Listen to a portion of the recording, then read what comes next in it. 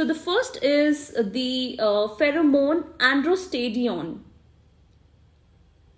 This is found in male semen and sweat, and estradiol, which is found in female urine.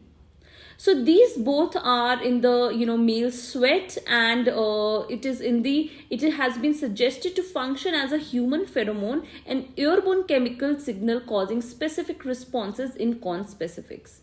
So let's do a supporting study for the same. The first study is by Zhou et al. 2014. Carried out to study if these substances influenced human sexual behavior. The sample was made up of 96 participants, 24 heterosexual men and 24 heterosexual women, 24 gay men and 24 lesbian women.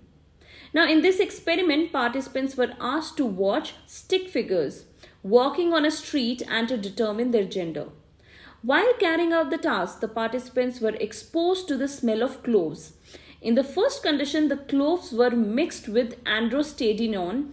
In the second condition, the cloves were mixed with estradiol.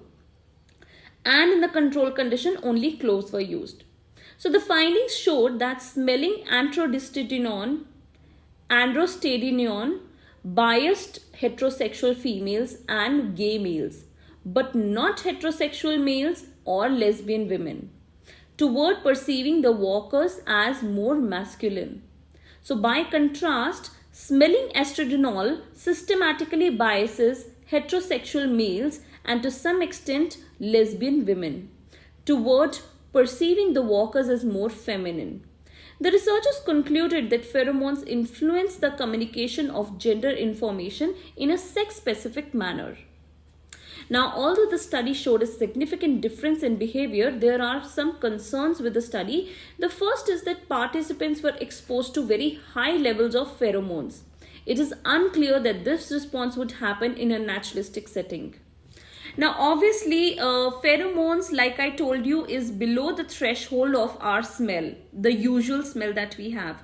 So this, the smell of pheromones that were mixed in the cloves in this lab setting or in this experiment, it was extremely high. So that is why it brought in the changes. But in naturalistic setting or in real world setting, do these pheromones actually have an effect or no? Now there is a question mark.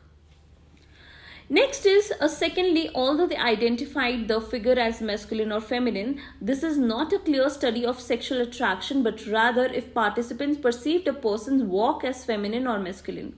It can be debated whether this is a reliable measure of sexual behavior. Finally, the study is done on a relatively small sample. The study would need to be replicated on a much larger sample in order to determine whether the results are reliable.